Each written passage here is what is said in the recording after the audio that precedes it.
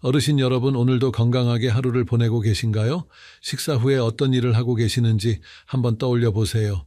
혹시 밥을 먹고 바로 산책을 나가거나 바로 눕지는 않으셨나요? 아니면 식사 후에 곧바로 과일을 드시거나 차를 마시지는 않으셨나요? 이런 평범해 보이는 습관들이 실제로는 우리 몸에 큰 해를 끼칠 수 있다는 사실을 알고 계신가요? 오늘 제가 여러분께 전해드릴 내용은 식후 30분 동안 절대로 해서는 안 되는 3가지에 관한 이야기입니다. 이 내용을 모르고 계속 잘못된 습관을 유지한다면 건강 수명이 10년 이상 단축될 수 있습니다. 반대로 오늘 배우실 내용을 잘 지키신다면 더 건강하고 활기찬 노년을 보내실 수 있을 것입니다. 많은 분들이 식사 후의 시간을 대수롭지 않게 여기십니다. 하지만 우리 몸이 음식을 소화하는 과정에서 일어나는 변화들을 제대로 이해하신다면 왜 이 시간이 그렇게 중요한지 깨달으실 수 있을 것입니다. 특히 60살이 넘으신 분들은 소화 기능이 젊었을 때보다 약해져 있기 때문에 더욱 주의가 필요합니다. 오늘 영상을 끝까지 보시면 식후 관리법을 완벽하게 터득하실 수 있을 것입니다. 또한 실제 사례를 통해 잘못된 습관이 어떤 결과를 가져오는지도 생생하게 확인하실 수 있습니다. 이 내용은 의학적 근거에 바탕을 둔 것이며 여러 연구 결과를 토대로 정리한 것입니다. 다만 이 영상의 내용은 일반적인 건강 정보 제공 목적이며 개인의 구체적인 의료 상담을 대신할 수는 없습니다. 특별한 질환이 있으시거나 복용 중인 약물이 있으시다면 반드시 담당 의사와 상담하신 후 적용하시기 바랍니다. 그럼 지금부터 식후 30분의 비밀에 대해 자세히 알아보겠습니다. 72세의 김순자 할머니는 평생 건강하게 지내왔습니다. 매일 규칙적으로 식사를 하시고 적당한 운동도 꾸준히 하셨습니다. 하지만 최근 몇 년 사이에 소화불량과 속쓰림이 자주 발생하기 시작했습니다. 처음에는 나이가 들어서 그런가 보다 하고 대수롭지 않게 여겼습니다. 김 할머니의 하루 일과는 매우 규칙적이었습니다. 아침 7시에 일어나서 간단한 체조를 하시고 8시에 아침 식사를 하셨습니다. 그리고 나서 바로 동네 한 바퀴를 산책하는 것이 오랜 습관이었습니다. 점심 식사 후에도 마찬가지로 바로 텔레비전을 보며 과일을 드시고 녹차를 마시는 것이 일상이었습니다. 어느 날 김 할머니는 점심 식사 후 평소처럼 사과를 드시고 있었습니다. 그런데 갑자기 심한 복통과 함께 속이 뒤틀리는 듯한 고통을 느꼈습니다. 처음에는 사과가 상했나 싶어서 참았지만 고통이 점점 심해졌습니다. 식은땀이 나고 어지러움까지 느껴졌습니다. 급하게 병원에 가서 검사를 받아보니 급성 소화불량이라는 진단을 받았습니다. 의사는 김 할머니에게 식후 습관에 대해 자세히 물어보았습니다. 그리고 나서 김 할머니의 오랜 습관들이 문제였다는 것을 알려주었습니다. 식후 바로 운동을 하거나 과일을 먹는 것이 소화기관에 부담을 주고 있었던 것입니다. 의사의 설명을 듣고 김 할머니는 깜짝 놀랐습니다. 평생 건강에 좋다고 생각했던 습관들이 오히려 해로웠다는 사실을 처음 알게 되었기 때문입니다. 의사는 김 할머니에게 식후 30분 동안 지켜야 할 원칙들을 자세히 설명해 주었습니다. 김 할머니는 그날부터 식후 습관을 완전히 바꾸기 시작했습니다. 식사 후에는 바로 움직이지 않고 편안한 자세로 충분히 휴식을 취했습니다. 과일이나 차도 식후 최소 1시간 이후에 드시기 시작했습니다. 또한 식사 후 바로 눕지 않고 상체를 약간 세운 자세를 유지했습니다. 이런 변화를 시작한 지 한 달 후 김 할머니는 놀라운 변화를 경험했습니다. 그동안 고생했던 소화불량과 속쓰림이 거의 사라진 것입니다. 식후 불편함이 없어지니 자연스럽게 식욕도 좋아졌고 전체적인 컨디션도 훨씬 나아졌습니다. 체중도 안정적으로 유지되고 있었습니다. 김 할머니는 이제 주변 사람들에게도 올바른 식후 습관에 대해 알려주고 있습니다. 특히 같은 경로당을 다니는 친구들에게 자신의 경험을 들려주며 건강한 식후 관리법을 전파하고 있습니다. 작은 습관의 변화가 이렇게 큰 건강 개선을 가져올 수 있다는 것을 몸소 체험한 것입니다. 하지만 모든 분들이 김 할머니처럼 운이 좋지는 않습니다. 잘못된 식후 습관을 계속 유지하다가 더 심각한 문제를 겪는 경우도 있습니다. 67세 이철수 할아버지의 경우가 그런 예입니다. 이 할아버지는 평생 담배를 피우지 않았고 술도 거의 마시지 않는 건강한 생활을 해왔습니다. 하지만 한 가지 고집스럽게 지켜온 습관이 있었습니다. 바로 식사 후에 바로 누워서 휴식을 취하는 것이었습니다. 그는 이것이 소화에 도움이 된다고 잘못 알고 있었습니다.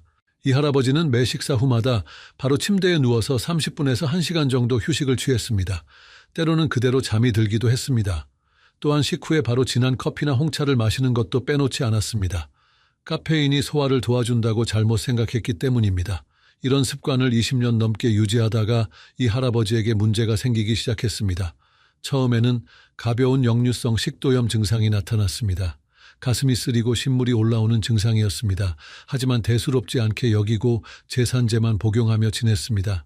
시간이 지나면서 증상은 점점 악화되었습니다. 음식을 삼키기 어려워지고 목에 이물감이 생겼습니다. 밤에 자다가 기침이 나서 잠을 설치는 일도 잦아졌습니다. 그제서야 병원에 가서 정밀 검사를 받아보았습니다. 검사 결과는 충격적이었습니다. 단순한 역류성 식도염이 아니라 식도의 염증이 심하게 진행된 상태였습니다. 의사는 이 할아버지의 잘못된 식후 습관이 주요 원인이라고 설명했습니다. 식후 바로 눕는 것과 카페인 섭취가 위산 역류를 지속적으로 유발했던 것입니다. 치료 과정은 길고 힘들었습니다.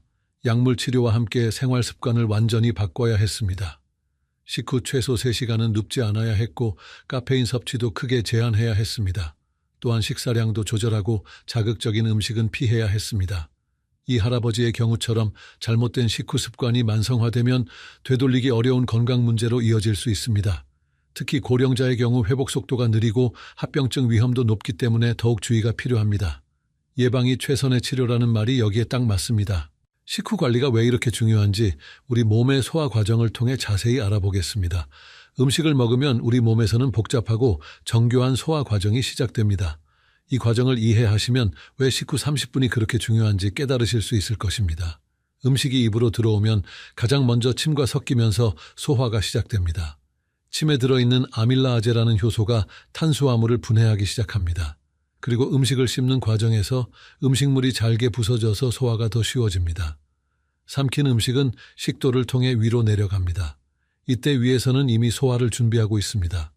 음식 냄새를 맡거나 맛을 보는 것만으로도 위산 분비가 시작됩니다. 이를 두부 소화라고 부릅니다.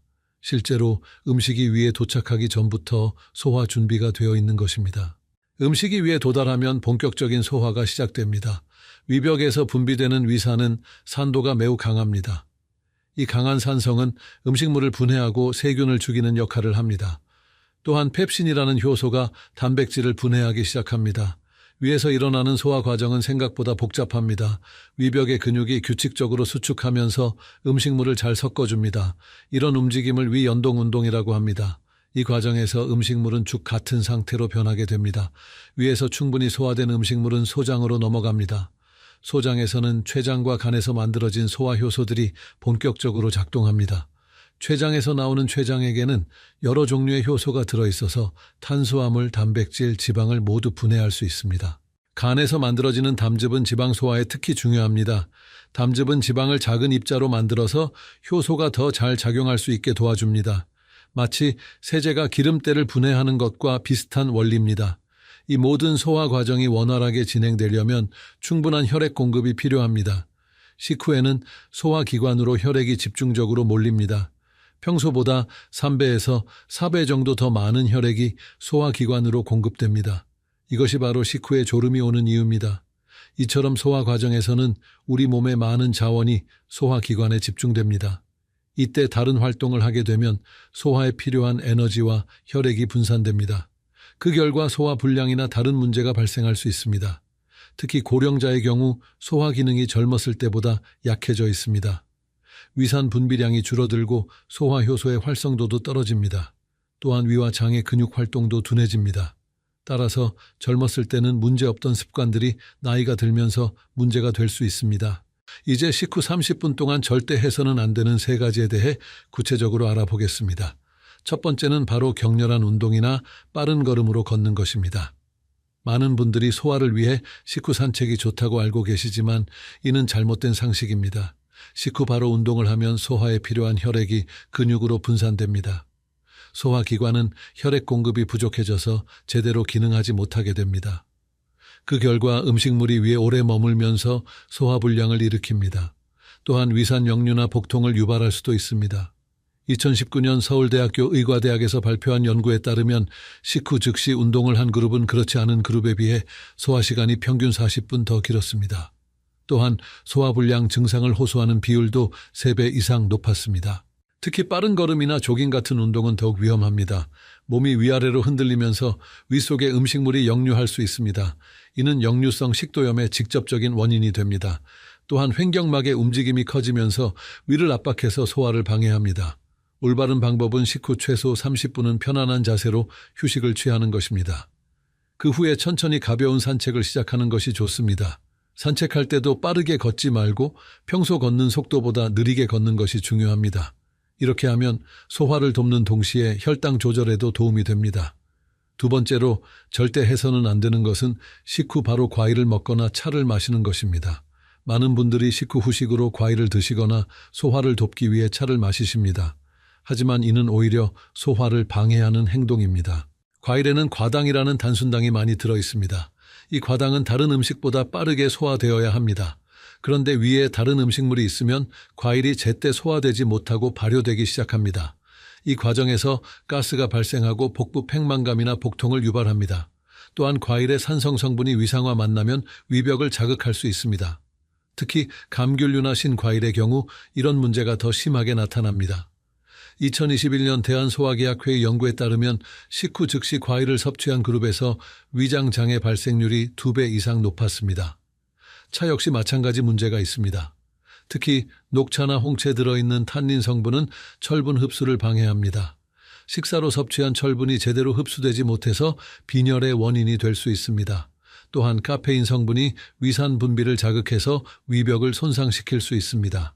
올바른 방법은 과일이나 차를 식후 최소 1시간 이후에 섭취하는 것입니다. 이때쯤이면 위에 있던 음식물이 어느 정도 소장으로 넘어가서 과일이나 차에 부정적인 영향을 줄일 수 있습니다. 특히 당뇨병이 있으신 분들은 과일 섭취 시기를 더욱 주의 깊게 조절하셔야 합니다. 세 번째로 절대 해서는 안 되는 것은 식후 바로 눕거나 잠을 자는 것입니다. 식후에 졸음이 오는 것은 자연스러운 현상이지만 바로 누워서는 안 됩니다. 누운 자세에서는 중력의 도움을 받을 수 없어서 위산이 식도로 역류하기 쉽습니다. 위와 식도 사이에는 하부식도 괄약근이라는 근육이 있습니다. 이 근육이 위산이 식도로 올라가는 것을 막아줍니다. 하지만 누운 자세에서는 이 근육의 기능이 약해집니다. 또한 중력의 영향으로 윗속의 내용물이 식도 쪽으로 밀려올 수 있습니다. 식후 바로 눕는 습관을 오래 지속하면 만성 역류성 식도염으로 발전할 수 있습니다. 이는 식도 점막을 지속적으로 손상시켜서 심각한 합병증을 유발할 수 있습니다. 2018년 국립암센터의 연구에 따르면 만성 역류성 식도염 환자의 80% 이상이 식후 바로 눕는 습관을 가지고 있었습니다. 또한 식후 바로 잠을 자면 수면의 질도 떨어집니다. 소화가 진행되면서 발생하는 열과 혈액순환 변화가 깊은 잠을 방해합니다. 그 결과 자주 깨게 되고 피로가 제대로 회복되지 않습니다. 올바른 방법은 식후 최소 2시간에서 3시간은 상체를 세운 자세를 유지하는 것입니다. 소파에 앉아 있거나 의자에 앉아 있는 것이 좋습니다. 만약 누워야 한다면 상체를 30도 정도 높여서 반쯤 앉은 자세를 유지하는 것이 좋습니다. 지금까지 말씀드린 내용이 여러분께 도움이 되고 있나요? 식후 관리의 중요성을 새롭게 깨달으셨다면 이 영상에 좋아요를 눌러주시고 구독도 부탁드립니다. 더 많은 분들이 올바른 건강 정보를 접할 수 있도록 도와주세요. 이제 계절별로 주의해야 할 식후 관리법에 대해 알아보겠습니다. 계절에 따라 우리 몸의 소화 기능도 달라지기 때문에 그에 맞는 관리가 필요합니다. 여름철에는 더위로 인해 소화 기능이 떨어지기 쉽습니다. 높은 기온과 습도는 식욕을 떨어뜨리고 소화 효소의 활성을 감소시킵니다. 이때는 특히 차가운 음식을 식후에 섭취하지 않도록 주의해야 합니다. 아이스크림이나 냉음료는 위장의 온도를 급격히 낮춰서 소화를 더욱 어렵게 만듭니다. 겨울철에는 추위로 인해 혈액순환이 원활하지 않을 수 있습니다.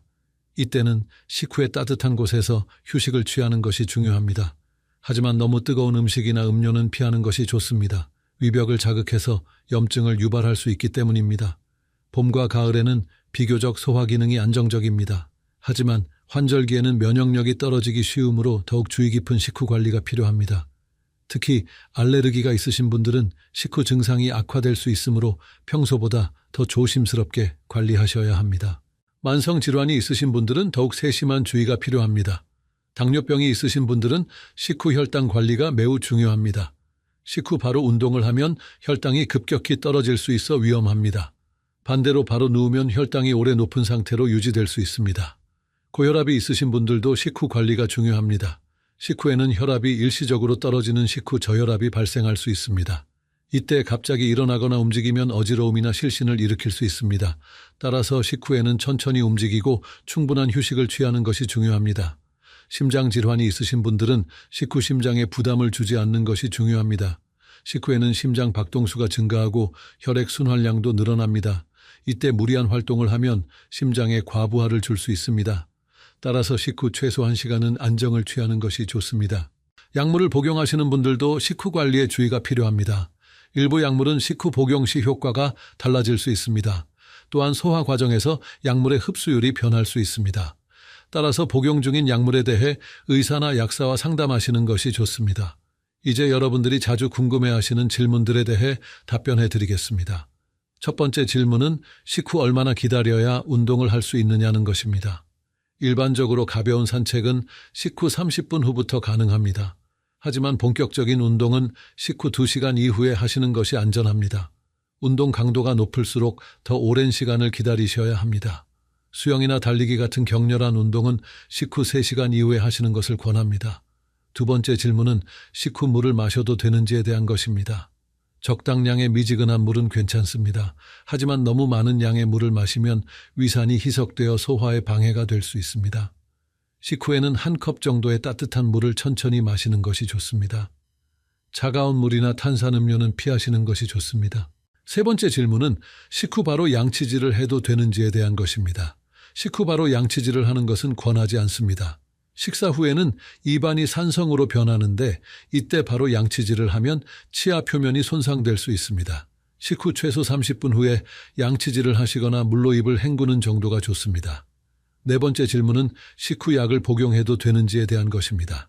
이는 약물의 종류에 따라 다릅니다. 일부 약물은 식후 복용이 권장되고 일부는 공복 복용이 좋습니다. 복용 중인 약물에 대해서는 반드시 의사나 약사와 상담하시기 바랍니다. 자의적으로 복용 시간을 바꾸시면 약효에 영향을 줄 수 있습니다. 다섯 번째 질문은 나이가 들수록 식후 관리가 더 중요한지에 대한 것입니다. 맞습니다. 나이가 들수록 소화 기능이 약해지기 때문에 더욱 세심한 관리가 필요합니다.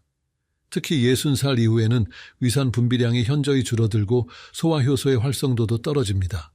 따라서 젊었을 때보다 더 오랜 시간 안정을 취하시는 것이 좋습니다. 여섯 번째 질문은 식사량과 식후 관리 시간의 관계에 대한 것입니다. 많이 드실수록 더 오랜 시간 안정을 취하셔야 합니다. 평소보다 많이 드신 날에는 식후 관리 시간을 늘리시는 것이 좋습니다. 또한 기름진 음식을 드신 경우에도 소화 시간이 오래 걸리므로 더 주의하셔야 합니다. 이제 오늘 배운 내용을 정리해 보겠습니다. 식후 30분은 우리 몸의 소화 시스템이 가장 활발하게 작동하는 중요한 시간입니다. 이 시간 동안 잘못된 행동을 하면 소화불량뿐만 아니라 심각한 건강 문제로 이어질 수 있습니다. 첫째, 식후 바로 격렬한 운동이나 빠른 걸음은 절대 금물입니다. 소화에 필요한 혈액이 근육으로 분산되어 소화장애를 일으킵니다.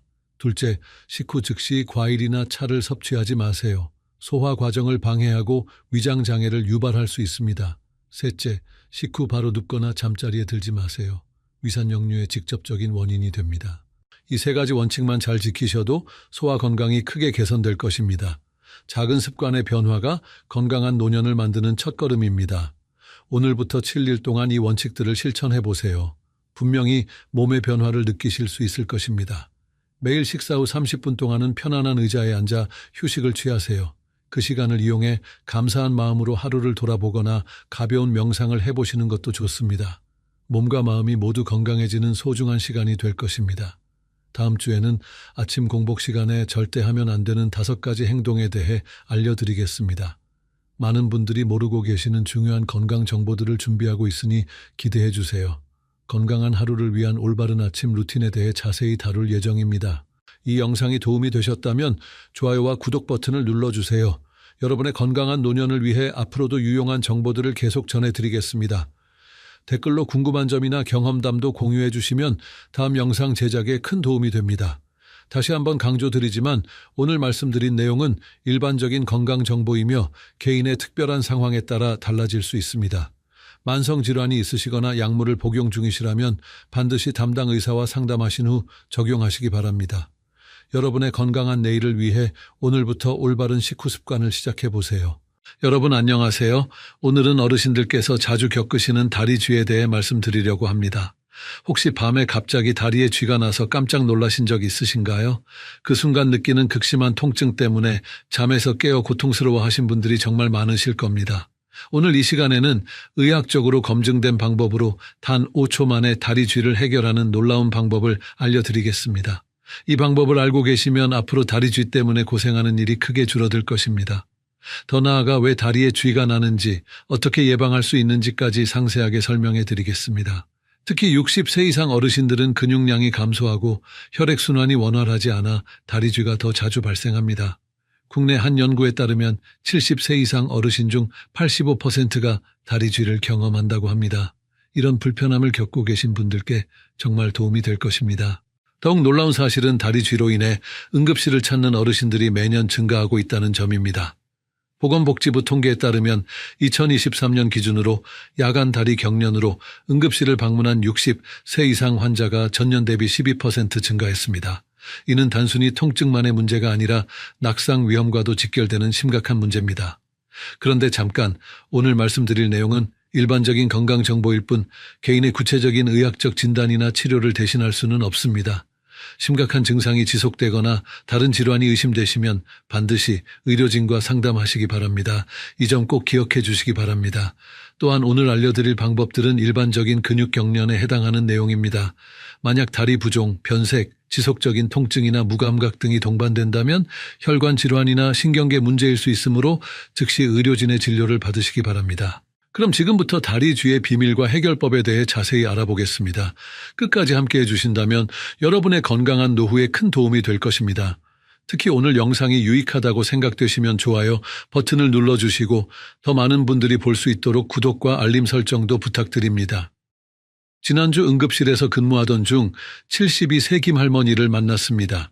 할머니는 새벽 3시경 갑작스러운 다리 통증으로 응급실을 찾아오셨습니다. 평소 건강하게 지내시던 할머니였지만 그날 밤은 달랐습니다. 할머니는 깊은 잠에 빠져 계시다가 갑자기 왼쪽 종아리에 극심한 통증을 느끼며 깨어나셨습니다. 마치 누군가 다리를 비틀어 뜯는 것 같은 고통이었다고 하십니다. 순간 무슨 일인지 몰라 당황하셨고 통증이 너무 심해 일어날 수도 없었다고 합니다. 할머니는 그 순간 정말 무서웠다고 하셨습니다. 혹시 뇌졸중이나 심각한 병이 온 것은 아닌지 걱정이 되어 가슴이 두근거렸다고 합니다. 남편분을 깨워 병원으로 오는 동안에도 다리가 계속 아팠고 걸을 때마다 찌릿찌릿한 통증이 이어졌습니다. 할머니께서는 평소에도 가끔 다리에 쥐가 났지만 이번처럼 심한 적은 없었다고 하셨습니다. 보통은 조금 아파도 참고 넘어갔는데 이날은 정말 견딜 수 없을 정도였다고 합니다. 특히 통증이 10여 분간 지속되어 더욱 놀라셨다고 하셨습니다. 병원에 도착했을 때 할머니의 얼굴은 창백했고 식은땀이 흘렀습니다. 통증 때문에 제대로 걷지도 못하셨고 휠체어를 타고 응급실로 들어오셨습니다. 할머니는 계속해서 다리를 주무르고 계셨지만 통증은 나아지지 않았습니다. 다행히 진찰 결과 심각한 질환은 아니었습니다. 근육경련, 즉 우리가 흔히 말하는 다리 쥐였습니다. 할머니께 간단한 스트레칭 방법을 알려드렸더니 몇 분 만에 통증이 사라지셨습니다. 그때 할머니가 하신 말씀이 지금도 기억에 남습니다. 할머니께서는 이런 간단한 방법이 있었다니 진작 알았으면 이렇게 고생하지 않았을 거라고 하시더군요. 할머니는 그 후로 제가 알려드린 방법을 익히셔서 집에서도 다리 쥐가 났을 때 스스로 해결하고 계십니다. 몇 달 후 외래로 오셨을 때도 훨씬 밝은 모습이셨습니다. 더 이상 밤중에 다리 쥐 때문에 고생하지 않으신다고 기뻐하셨습니다. 할머니께서는 이후 주변 이웃들에게도 이 방법을 알려주셨다고 합니다. 같은 아파트에 사시는 할아버지, 할머니들도 모두 이 방법을 배워서 활용하고 계신다고 하셨습니다. 작은 지식 하나가 여러분들의 삶의 질을 크게 개선한 것입니다. 이처럼 올바른 방법만 알고 계시면 다리 쥐는 충분히 스스로 관리할 수 있습니다. 무엇보다 당황하지 마시고 차근차근 대처하는 것이 중요합니다. 할머니처럼 밤중에 응급실까지 가실 필요가 없어집니다. 또한 가족들도 안심할 수 있고 의료비 부담도 줄일 수 있습니다. 하지만 안타깝게도 모든 분들이 이렇게 좋은 결과를 얻지는 못합니다. 잘못된 대처로 인해 더 큰 고통을 겪는 경우들도 있습니다. 68세박 할아버지의 경우를 말씀드리겠습니다. 할아버지는 다리에 쥐가 날 때마다 참고 견디시려고 하셨습니다. 나이가 들면 의례 그런 거라고 생각하시며 별다른 조치를 취하지 않으셨습니다. 어느 날 밤 평소보다 심한 다리 쥐가 났습니다. 할아버지는 이번에도 참으려고 하셨지만 통증이 너무 심했습니다. 그래서 무리해서 일어나려고 하다가 균형을 잃고 넘어지셨습니다. 그 바람에 무릎을 다쳐 며칠간 제대로 걷지 못하셨습니다. 할아버지는 넘어지면서 침대 모서리에 어깨를 부딪히기도 하셨습니다. 다행히 골절은 없었지만 심한 타박상으로 한 달 가까이 고생하셨습니다. 단순한 다리쥐 하나가 이렇게 큰 부상으로 이어진 것입니다. 더 심각한 경우도 있었습니다. 73세의 할머니는 다리쥐가 나면 무작정 주무르거나 꾹꾹 눌러주시려고 하셨습니다. 그런데 이런 방법은 오히려 근육 손상을 일으킬 수 있습니다. 할머니는 잘못된 마사지로 인해 근육에 멍이 들고 염증이 생기셨습니다. 할머니는 너무 세게 주무르는 바람에 피부까지 상처가 났습니다. 그 상처가 덧나면서 감염까지 생겨 항생제 치료를 받아야 했습니다. 다리쥐보다 더 큰 문제가 생긴 것입니다. 또 다른 경우로는 70세 최 할아버지가 계십니다. 할아버지는 다리쥐가 나면 뜨거운 물에 발을 담그거나 핫팩을 대시곤 하셨습니다. 그런데 당뇨병으로 인해 발의 감각이 둔해진 상태에서 이런 방법을 사용하다가 화상을 입으셨습니다. 당뇨병 환자는 말초신경병증으로 인해 온도 감각이 떨어질 수 있습니다. 할아버지는 뜨거운 것을 제대로 느끼지 못해 2도 화상을 입었고 당뇨병 환자의 상처는 잘 낫지 않아 오랫동안 고생하셨습니다. 또한 일부 어르신들은 다리쥐를 심각한 질환의 신호로 오해하시기도 합니다. 과도한 걱정으로 스트레스를 받으시고 이것이 오히려 근육 긴장을 더욱 악화시키는 악순환에 빠지기도 합니다. 어떤 분들은 다리쥐가 나면 파스를 잘못 사용하기도 합니다. 너무 많이 붙이거나 오래 붙이고 계시다가 피부 트러블이 생기는 경우도 있습니다. 특히 어르신들은 피부가 얇고 예민해서 파스로 인한 접촉성 피부염이 생기기 쉽습니다. 일부 어르신들은 다리쥐가 나면 무작정 진통제를 드시기도 합니다. 하지만 일반적인 진통제는 근육 경련에는 큰 효과가 없고 오히려 부작용만 생길 수 있습니다. 특히 다른 약물과 함께 복용할 때는 상호작용의 위험도 있습니다.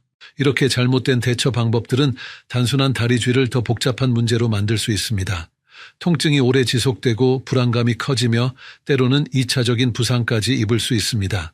그래서 정확한 지식과 올바른 대처법을 아는 것이 무엇보다 중요합니다. 오늘 제가 알려드릴 방법을 익히시면 이런 불필요한 고통과 위험을 피할 수 있습니다. 단 5초 만에 다리쥐를 해결하는 놀라운 방법 지금부터 자세히 설명해 드리겠습니다. 그렇다면 도대체 왜 다리에 쥐가 나는 걸까요? 먼저 우리 몸속에서 일어나는 변화를 이해해 보겠습니다. 근육 경련, 즉 다리 쥐는 근육이 갑작스럽게 수축하면서 발생합니다. 우리 다리 근육은 평소에 뇌에서 보내는 신호에 따라 수축과 이완을 반복합니다. 그런데 여러 가지 이유로 이 조절 기능에 문제가 생기면 근육이 마음대로 수축해버립니다. 이때 근육 내부에서는 복잡한 화학적 변화가 일어납니다. 근육 세포 안에 칼슘 이온이 과도하게 방출되면서 근육 섬유들이 강하게 수축하게 됩니다. 이 과정에서 근육 내 혈관이 압박되어 혈류가 차단되고 이로 인해 산소와 영양소 공급이 중단됩니다. 특히 종아리 근육인 비복근과 가자미근에서 주로 발생합니다. 이 근육들은 우리가 걸을 때나 서 있을 때 중요한 역할을 합니다. 비복근은 종아리 뒤쪽의 큰 근육으로 점프나 달리기 할 때 주로 사용되고 가자미근은 그 아래쪽 깊은 곳에 있으면서 서 있을 때 균형을 잡는 역할을 합니다. 나이가 들수록 이 근육들의 유연성이 떨어지고 혈액순환도 원활하지 않아집니다. 근육 내 콜라겐 섬유가 줄어들고 탄력성이 감소하면서 경직되기 쉬운 상태가 됩니다. 또한 근육 내 모세혈관의 밀도도 감소해 영양소 공급이 원활하지 않게 됩니다. 국립보건연구원의 2023년 연구에 따르면 60세 이상 성인의 72%가 정기적으로 다리쥐를 경험한다고 합니다. 이 중 여성이 남성보다 1.3배 더 자주 겪는다고 나타났습니다. 여성의 경우 폐경 후 호르몬 변화로 인해 근육량이 더 빨리 감소하기 때문입니다. 다리쥐가 발생하는 주요 원인 중 하나는 전해질 불균형입니다.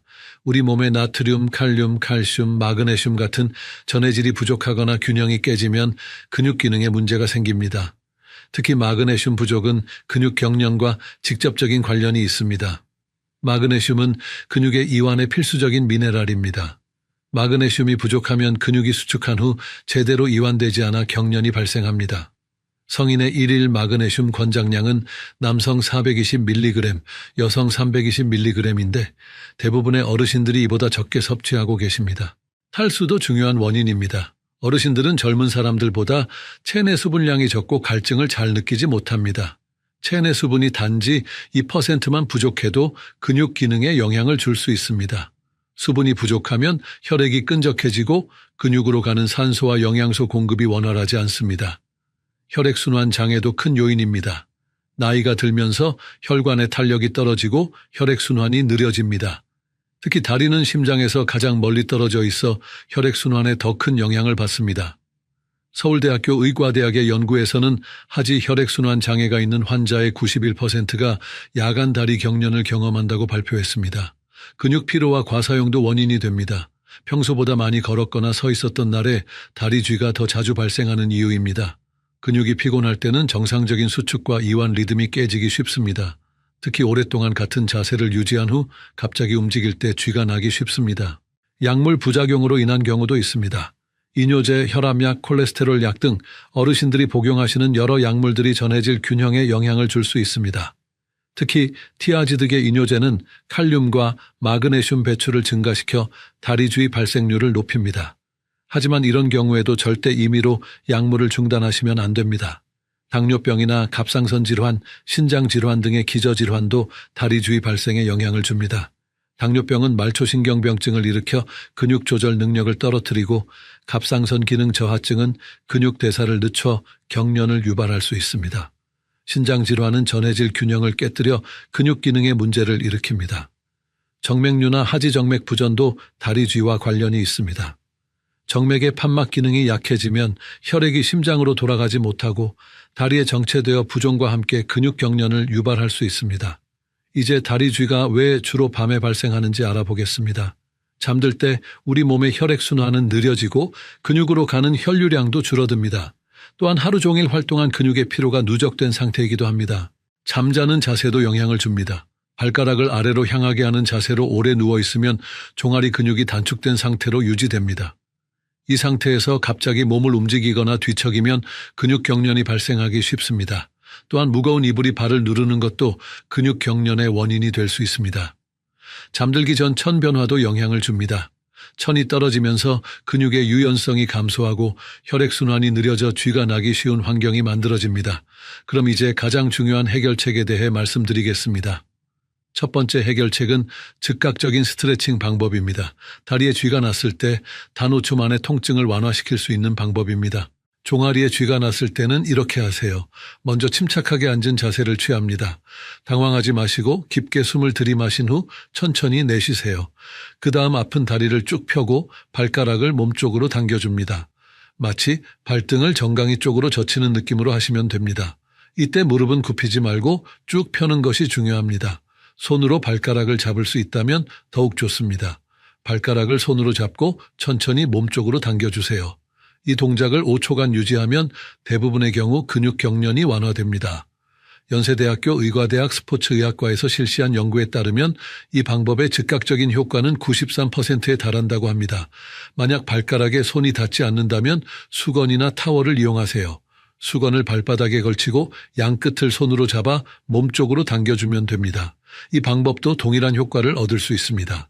수건을 사용할 때는 미끄러지지 않도록 발바닥 중앙 부분에 단단히 걸쳐주세요. 서 있는 상태에서도 할 수 있는 방법이 있습니다. 벽을 향해 서서 양손을 벽에 대고 아픈 다리를 뒤로 쭉 빼줍니다. 발 뒤꿈치를 바닥에 붙인 채로 체중을 앞으로 기울여 종아리 근육을 늘려줍니다. 이때 뒤쪽 다리의 무릎은 펴고 앞쪽 다리는 약간 굽혀주세요. 계단이나 문턱을 이용하는 방법도 있습니다. 계단 가장자리에 발가락 부분만 올리고 발 뒤꿈치를 아래로 내려 종아리 근육을 늘려주는 방법입니다. 이때 안전을 위해 반드시 난간이나 벽을 잡고 하셔야 합니다. 이 스트레칭 방법이 효과적인 이유는 수축된 근육을 반대 방향으로 늘려주기 때문입니다. 근육 경련은 근육이 과도하게 수축한 상태이므로 강제로 늘려주면 정상 상태로 돌아갑니다. 이를 의학적으로 상호 억제 원리라고 합니다. 스트레칭을 할 때는 갑자기 세게 당기지 마시고 천천히 부드럽게 늘려주세요. 너무 급하게 하면 오히려 근육 손상을 일으킬 수 있습니다. 통증이 완화되면 몇 분간 그 자세를 유지한 후 천천히 원래 자세로 돌아가세요. 두 번째 해결책은 일상생활에서의 예방법입니다. 충분한 수분 섭취가 가장 기본입니다.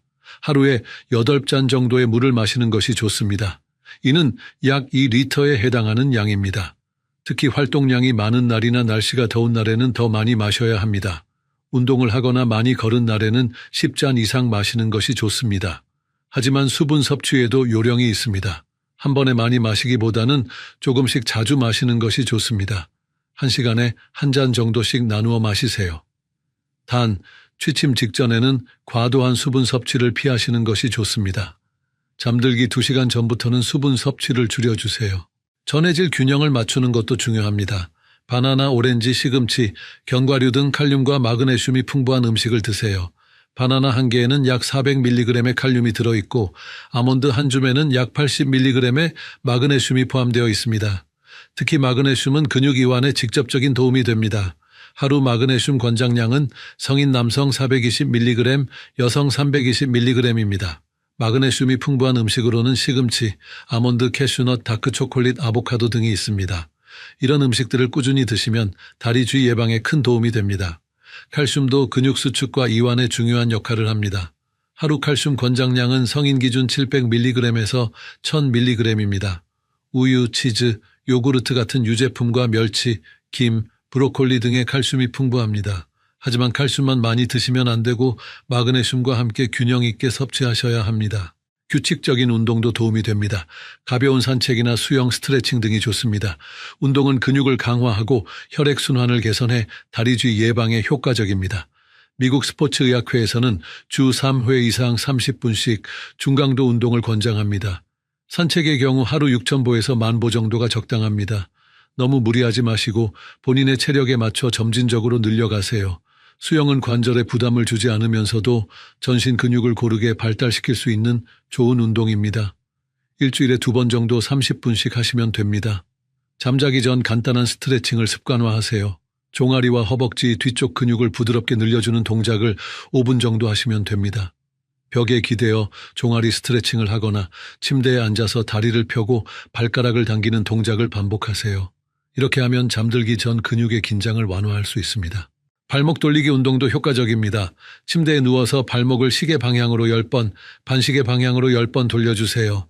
이 운동은 종아리 근육을 부드럽게 풀어주고 혈액순환을 개선합니다. 올바른 수면 자세도 중요합니다. 너무 두꺼운 이불을 덮거나 발가락이 아래로 눌리는 자세는 피하세요. 발목을 자연스러운 위치에 두고 주기적으로 자세를 바꿔주는 것이 좋습니다. 옆으로 누울 때는 다리 사이에 베개를 끼워 다리의 부담을 줄여주세요. 이불의 무게도 중요합니다. 너무 무거운 이불은 발을 아래로 누르면서 종아리 근육을 단축시킬 수 있습니다. 가벼우면서도 보온성이 좋은 이불을 선택하시고 발끝 부분이 눌리지 않도록 여유 있게 덮으세요. 세 번째 해결책은 생활습관 개선입니다. 카페인과 알코올 섭취를 줄이세요. 이 두 물질은 탈수를 촉진하고 전해질 균형을 깨뜨릴 수 있습니다. 특히 저녁 시간대의 카페인 섭취는 피하시는 것이 좋습니다. 커피는 하루 2잔 이하로 제한하시고 오후 3시 이후에는 마시지 않는 것이 좋습니다. 알코올도 마찬가지입니다. 알코올은 이뇨작용을 통해 체내 수분을 빼앗아가고 마그네슘과 같은 중요한 전해질의 흡수를 방해합니다. 적당량의 음주는 괜찮지만 과음은 피하시고 술을 드신 후에는 충분한 수분을 보충하세요. 흡연을 하신다면 금연을 권합니다. 담배의 니코틴은 혈관을 수축시켜 혈액순환을 방해합니다. 금연 후 4주 이내에 혈액순환 개선 효과를 볼 수 있다는 연구 결과가 있습니다. 또한 흡연은 비타민C를 파괴하여 콜라겐 합성을 방해하고 근육의 탄력성을 떨어뜨립니다. 스트레스 관리도 중요합니다. 만성적인 스트레스는 근육 긴장을 유발하고 다리 쥐 발생 빈도를 높입니다. 명상, 요가, 취미 활동 등을 통해 스트레스를 관리하세요. 하루 10분 정도의 명상만으로도 근육 긴장을 크게 완화할 수 있습니다. 깊은 호흡 연습도 도움이 됩니다. 코로 천천히 숨을 들이마시고 입으로 천천히 내쉬는 복식 호흡을 하루에 여러 번 반복하세요. 이런 호흡법은 자율신경계를 안정시켜 근육 긴장을 줄여줍니다. 적절한 실내 온도를 유지하세요. 너무 춥거나 더운 환경은 근육 기능에 영향을 줄 수 있습니다. 실내 온도는 20도에서 22도 사이가 적당합니다. 특히 잠잘 때는 발이 차가워지지 않도록 주의하시고 필요하면 따뜻한 양말을 신고 주무세요. 정기적인 건강검진을 받으시고 복용 중인 약물에 대해 의료진과 상담하세요. 특히 이뇨제나 스타틴 계열 약물을 복용 중이시라면 더욱 주의가 필요합니다. 약물로 인한 전해질 불균형이 있는지 정기적으로 혈액검사를 받아보시는 것이 좋습니다. 체중 관리도 중요합니다. 과체중은 다리 근육에 부담을 주고 혈액순환을 방해할 수 있습니다. 적정 체중을 유지하기 위해 균형 잡힌 식단과 규칙적인 운동을 하시기 바랍니다. 이제 계절별 주의사항에 대해 말씀드리겠습니다. 여름철에는 더위로 인한 탈수와 과도한 에어컨 사용에 주의하세요. 에어컨 바람이 직접 다리에 닿지 않도록 하고 시원한 실내에서 갑자기 더운 곳으로 나갈 때는 몸을 천천히 적응시키세요. 여름철 다리주의 발생률은 다른 계절보다 30% 높다는 연구 결과가 있습니다. 여름에는 땀으로 인한 전해질 손실이 많습니다. 특히 나트륨과 칼륨이 많이 빠져나가므로 이를 보충해 주는 것이 중요합니다. 운동음료를 마시거나 소금을 조금 넣은 물을 드시는 것도 도움이 됩니다. 하지만 고혈압이 있으신 분들은 염분 섭취에 주의하세요. 겨울철에는 추위로 인한 근육 경직에 주의하세요. 충분히 몸을 따뜻하게 하고 실내 온도를 적절히 유지하세요. 특히 잠자리에서 다리가 차가워지지 않도록 보온에 신경 쓰세요. 겨울철에는 실내 습도도 중요합니다. 너무 건조하면 탈수가 쉽게 일어날 수 있으므로 가습기를 사용하거나 젖은 수건을 걸어두세요. 겨울철 실내 난방으로 인한 탈수도 주의해야 합니다. 난방을 하면 실내가 건조해져 무의식적으로 수분이 손실됩니다. 평소보다 물을 더 많이 마시고 실내 습도를 50에서 60%로 유지하세요. 봄과 가을에는 일교차가 큰 날씨에 대비하세요. 기온 변화에 따라 옷차림을 조절하고 실내외 온도 차이에 몸이 적응할 수 있도록 하세요. 특히 봄철에는 꽃가루나 미세먼지로 인해 실내 활동이 늘어나는데 이때 운동 부족으로 인한 근육 위축에 주의하세요. 가을철에는 기온이 떨어지면서 혈액순환이 느려지기 시작합니다. 이때부터 다리 보온에 신경 쓰시고 따뜻한 차를 마시거나 족욕을 하는 것도 도움이 됩니다. 질환별 주의사항도 알아보겠습니다. 당뇨병이 있으신 분들은 혈당 관리가 특히 중요합니다. 혈당이 높으면 신경 손상이 일어날 수 있고 이는 다리주의 발생과 관련이 있습니다. 정기적인 혈당 측정과 의료진의 지시에 따른 약물 복용이 필수입니다. 당뇨병 환자의 경우 발 관리도 중요한데 매일 발을 점검하시고 상처가 있으면 즉시 치료받으세요. 당뇨병성 신경병증이 있으면 감각이 둔해져 다리쥐를 제대로 느끼지 못할 수도 있습니다. 이런 경우 정기적인 다리 스트레칭과 마사지가 더욱 중요합니다. 또한 혈당 조절이 잘 되지 않으면 근육 내 당분 축적으로 인해 근육 기능이 떨어질 수 있습니다. 고혈압이나 심장질환이 있으신 분들은 혈액순환 개선에 더욱 신경 써야 합니다. 처방받은 약물을 규칙적으로 복용하시고 염분 섭취를 줄이세요. 하지만 무리한 운동은 피하시고 의료진과 상담 후 적절한 운동 계획을 세우세요. 고혈압 약물 중 일부는 전해질 균형에 영향을 줄 수 있습니다. 특히 이뇨제는 칼륨과 마그네슘 손실을 증가시킬 수 있으므로 정기적인 혈액 검사로 전해질 수치를 확인하는 것이 좋습니다. 신장 질환이 있으신 분들은 수분과 전해질 섭취에 특별한 주의가 필요합니다. 임의로 수분 섭취를 늘리거나 칼륨 보충제를 복용하지 마시고 반드시 의료진과 상담하세요.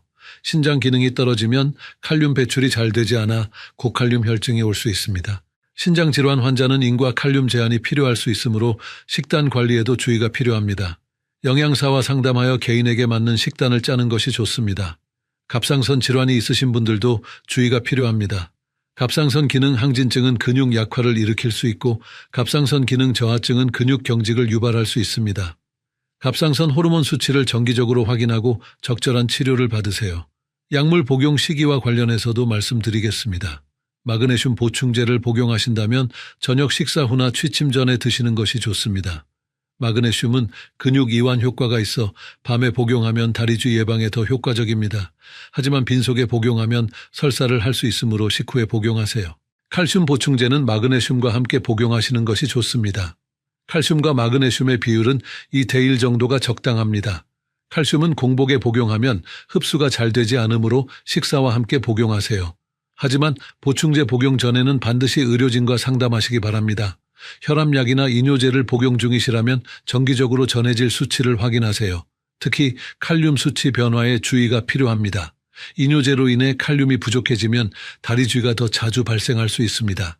칼륨 수치가 낮으면 의사와 상담하여 칼륨 보충제 복용을 고려해 볼 수 있습니다. 비타민 D도 근육 기능에 중요한 역할을 합니다. 비타민 D가 부족하면 근육 약화와 경련이 생길 수 있습니다. 햇볕을 충분히 쬐시거나 비타민 D가 풍부한 생선, 달걀 등을 드세요. 필요하면 비타민 D 보충제 복용도 고려해 보세요. 그럼 이제 시청자분들께서 자주 궁금해하시는 질문들에 답변해 드리겠습니다. 첫 번째 질문입니다. 다리쥐가 자주 나면 심각한 병의 신호일까요? 대부분의 경우 다리쥐는 심각한 질환과 관련이 없습니다. 하지만 주 3회 이상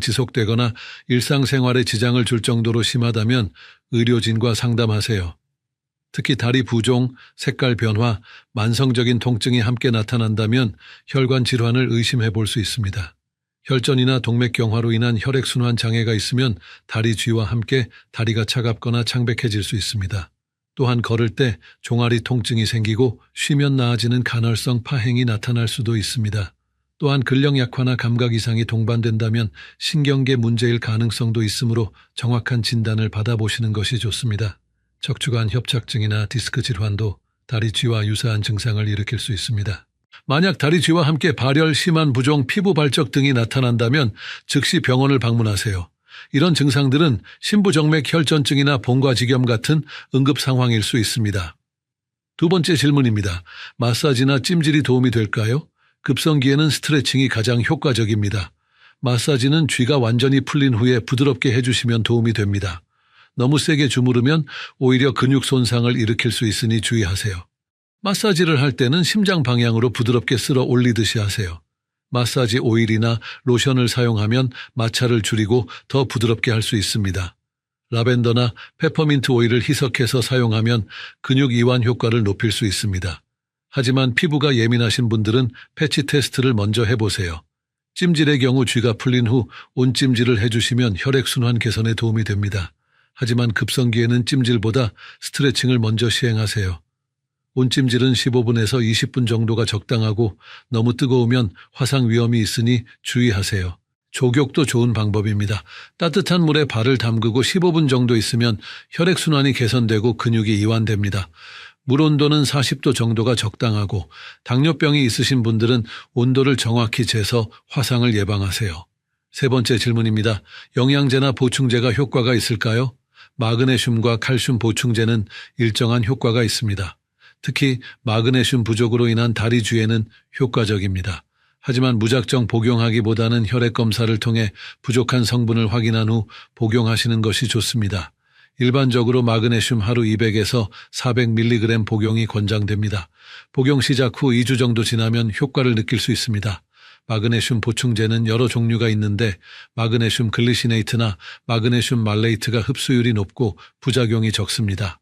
칼슘 보충제를 복용할 때는 비타민 D도 함께 복용하는 것이 좋습니다. 비타민 D가 없으면 칼슘 흡수가 잘 되지 않습니다. 또한 칼슘을 과다 복용하면 신장결석이나 심혈관 질환 위험이 높아질 수 있으므로 적정량을 지키세요. 비타민 B군, 특히 비타민 B1과 B6도 신경 기능에 도움이 됩니다. 이들 비타민이 부족하면 신경계 이상으로 근육 경련이 생길 수 있습니다. 복합 비타민 B를 복용하거나 현미, 콩류, 견과류 등을 통해 섭취하세요. 하지만 보충제에만 의존하지 마시고 균형 잡힌 식단을 통해 영양소를 섭취하는 것이 가장 좋습니다. 보충제는 부족한 부분을 채우는 보조적인 역할로 생각하세요. 네 번째 질문입니다. 운동 중에 다리 쥐가 나면 어떻게 해야 할까요? 즉시 운동을 중단하고 앞서 말씀드린 스트레칭을 시행하세요. 운동 중 다리 쥐는 주로 탈수나 전해질 부족, 과도한 근육 사용이 원인입니다. 충분한 수분 보충과 적절한 휴식을 취한 후 운동을 재개하세요. 운동 전 충분한 준비 운동과 운동 후 정리 운동도 중요합니다. 준비 운동은 최소 10분 이상 하시고 특히 종아리 스트레칭을 충분히 해주세요. 정리 운동에서도 근육을 부드럽게 풀어주는 스트레칭을 5분 이상 하세요. 만약 운동 중 다리 쥐가 자주 발생한다면 운동 강도를 조절하거나 전문가와 상담해 보세요. 본인의 체력 수준에 맞지 않는 과도한 운동이 원인일 수 있습니다. 점진적으로 강도를 높여가는 것이 좋습니다. 운동 중 수분 보충도 중요합니다. 운동 시작 2시간 전에 물 한두 잔을 마시고 운동 중에도 15분마다 조금씩 마셔주세요. 1시간 이상 운동하실 때는 전해질 음료를 마시는 것도 도움이 됩니다. 이제 오늘 배운 내용을 정리해 보겠습니다. 다리 쥐는 근육의 갑작스러운 수축으로 발생하며 특히 어르신들에게 자주 나타나는 증상입니다. 전해질 불균형, 탈수, 혈액순환 장애, 근육 피로 등이 주요 원인이며 나이가 들수록 발생 빈도가 높아집니다. 가장 중요한 것은 당황하지 마시고 올바른 스트레칭으로 즉시 대처하는 것입니다. 발가락을 몸쪽으로 당기는 동작을 5초간 유지하면 대부분 해결됩니다. 이 방법은 의학적으로 검증된 상호 억제 원리를 이용한 것으로 93%의 즉각적인 효과를 보입니다. 손이 닿지 않으면 수건을 이용하거나 벽을 이용한 스트레칭을 하시면 됩니다. 평소 충분한 수분 섭취와 전해질 균형 유지, 규칙적인 운동과 스트레칭으로 예방할 수 있습니다. 특히 마그네슘과 칼슘이 풍부한 음식을 드시고 잠자기 전 가벼운 스트레칭을 하시면 도움이 됩니다. 하루 8잔 이상의 물을 마시고 바나나, 견과류, 시금치 같은 음식을 꾸준히 드세요. 하지만 무엇보다 중요한 것은 지속적이고 심한 증상이 나타날 때는 반드시 의료진과 상담하시는 것입니다. 오늘 말씀드린 내용은 일반적인 건강 정보이며 개인별 의학적 진단이나 치료를 대신할 수는 없습니다. 특히 다른 증상들이 동반되거나 기저질환이 있으신 분들은 더욱 주의 깊게 관찰하시고 정기적인 검진을 받으시기 바랍니다. 그럼 이제 7일 도전을 제안드리겠습니다. 이번 주부터 매일 잠자기 전 5분간 다리 스트레칭을 해보세요. 벽에 기대어 종아리를 늘리거나 침대에 앉아서 발가락을 당기는 동작을 반복하세요. 또한 하루 8잔 이상 물을 마시는 습관을 만들어 보세요. 물병에 표시를 해두거나 스마트폰 알람을 설정해서 정기적으로 마시는 것도 좋은 방법입니다. 마지막으로 마그네슘이 풍부한 견과류나 바나나를 하루에 한 번씩 드셔보세요. 아침에 바나나 1개를 드시거나 오후 간식으로 아몬드 1줌을 드시면 됩니다. 이런 작은 변화들이 모여서 다리 쥐를 예방하는 큰 효과를 가져올 것입니다. 이 3가지를 일주일 동안 꾸준히 실천하시면 다리 쥐 발생 빈도가 눈에 띄게 줄어드실 것입니다. 많은 분들이 이미 이 방법으로 효과를 보고 계십니다. 실제로 제가 진료하는 환자분들 중에서도 이런 생활 습관 개선만으로 다리 쥐가 크게 줄어든 경우가 많습니다. 한 달 후에는 더 발전된 단계로 나아가 보세요. 주 3회 이상 가벼운 산책을 하시고 계단 오르기나 실버 체조 같은 운동을 추가해 보세요. 또한 족욕을 일주일에 2번 정도 하시면 혈액순환 개선에 큰 도움이 됩니다. 여러분의 건강한 변화를 댓글로 공유해 주시면 더 많은 분들에게 도움이 될 것입니다. 어떤 방법이 가장 효과적이었는지, 어떤 어려움이 있었는지 솔직하게 나눠주세요. 여러분의 경험담이 다른 분들에게는 큰 용기와 동기가 될 것입니다. 오늘 영상이 도움이 되셨다면 좋아요 버튼을 눌러주시고 구독과 알림 설정도 부탁드립니다. 여러분의 작은 관심이 더 많은 건강 정보를 전달하는 데 큰 힘이 됩니다. 또한 주변에 다리 쥐로 고생하시는 분들이 계시다면 이 영상을 공유해 주세요. 특히 지금까지 다리 쥐 때문에 고생하셨던 분들께는 정말 유용한 정보가 될 것입니다. 간단한 스트레칭 하나만 제대로 익혀도 밤잠을 설치는 일이 크게 줄어들 것입니다. 여러분의 소중한 가족과 이웃들에게도 이 귀중한 정보를 전해주시기 바랍니다. 다음 주에는 어르신들께서 자주 겪으시는 무릎 통증에 대해 말씀드리겠습니다. 무릎 통증 없이 계단 오르내리는 비법과 관절 건강을 지키는 운동법을 상세히 알려드릴 예정입니다. 특히 무릎 연골을 보호하면서도 근력을 키울 수 있는 특별한 운동법들을 소개해드리겠습니다. 또한 무릎에 좋은 음식과 나쁜 음식, 올바른 걷기 자세, 그리고 무릎 통증이 있을 때 피해야 할 행동들에 대해서도 자세히 다룰 예정입니다. 이미 무릎이 아프신 분들을 위한 통증 완화법과 더 이상 악화되지 않게 하는 관리법도 함께 알려드리겠습니다. 무릎 건강은 어르신들의 독립적인 생활과 직결되는 중요한 문제입니다. 건강한 무릎으로 활기찬 노후를 보내실 수 있도록 검증된 의학 정보와 실용적인 팁들을 준비해 두었습니다. 놓치지 마시고 함께 해주세요. 그 다음 주에는 어르신들의 수면 건강에 대해 다룰 예정입니다. 나이가 들수록 잠들기 어려워지고 자주 깨는 문제, 이른 새벽에 잠에서 깨는 문제 등을 해결하는 방법들을 알려드리겠습니다. 숙면을 위한 환경 조성법과 자연스럽게 잠들 수 있는 이완법들도 소개해드릴 예정입니다. 마지막으로 다시 한번 강조드리지만 오늘 말씀드린 내용은 일반적인 건강 정보입니다. 개인의 구체적인 증상이나 질환에 대해서는 반드시 의료 전문가와 상담하시기 바랍니다. 특히 당뇨병, 고혈압, 신장질환 등의 기저질환이 있으신 분들은 주치의와 상의 후 오늘 알려드린 방법들을 적용하시기 바랍니다. 또한 새로운 보충제를 복용하거나 운동 프로그램을 시작하기 전에도 의료진과 상담하시는 것이 안전합니다. 약물 상호작용이나 개인의 건강 상태에 따른 주의사항이 있을 수 있기 때문입니다. 건강한 하루 되시고 다음 주에 또 만나요. 오늘 배운 다리쥐 해결법을 잊지 마시고 꼭 실천해 보세요.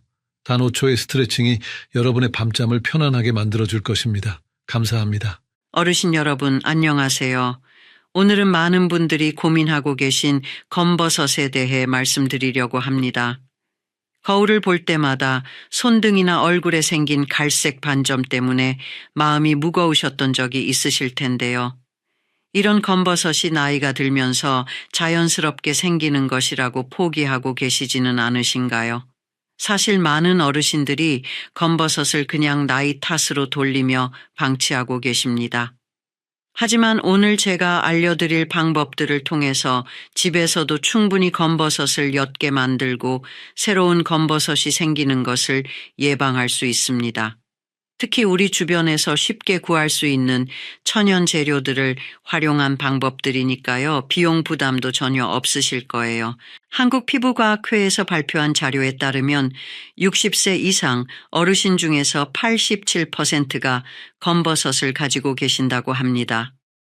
이렇게 흔한 문제임에도 불구하고 많은 분들이 올바른 관리 방법을 모르고 계시는 것이 현실입니다.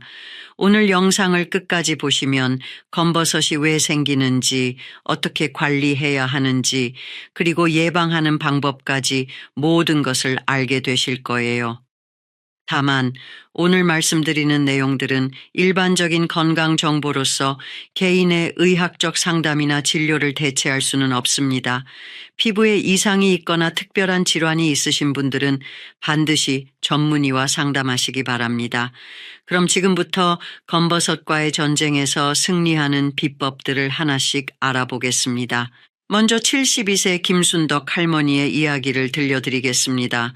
김 할머니는 손등과 팔뚝에 동전만한 크기의 검버섯이 여러 개 생겨서 매우 속상해하고 계셨어요. 특히 손등의 검버섯이 너무 진해서 장을 보러 갈 때도 장갑을 끼고 다니셨다고 합니다. 가족들과 사진을 찍을 때도 항상 손을 뒤로 감추려고 하셨고요.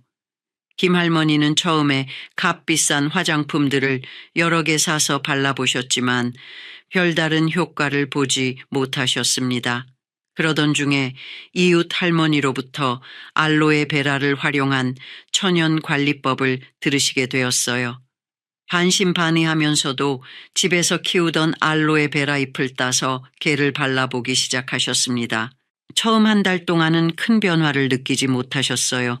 하지만 김 할머니는 포기하지 않고 매일 아침 저녁으로 꾸준히 알로에 깨를 발라주셨습니다.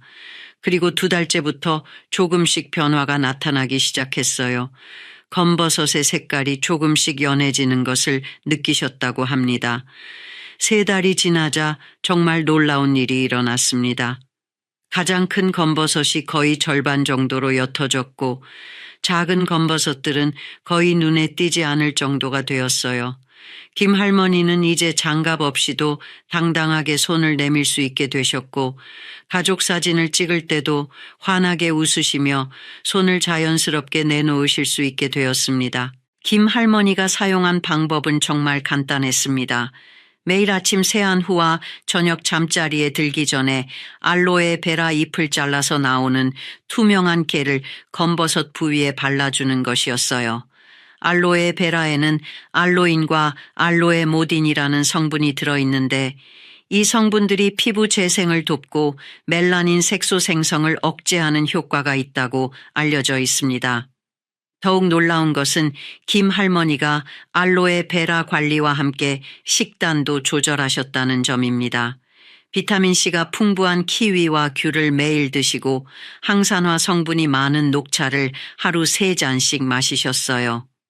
이런 종합적인 관리를 통해서 단순히 검버섯만 옅어진 것이 아니라 전체적인 피부 톤도 맑아지고 탄력도 좋아지셨다고 합니다. 지금도 김 할머니는 꾸준히 알로에베라 관리를 계속하고 계시고 새로운 검버섯이 생기지 않도록 자외선 차단에도 신경 쓰고 계십니다. 김 할머니처럼 꾸준함과 올바른 방법만 있다면 여러분도 충분히 검버섯을 개선하실 수 있습니다. 하지만 모든 분들이 김 할머니처럼 좋은 결과를 얻으시는 것은 아닙니다.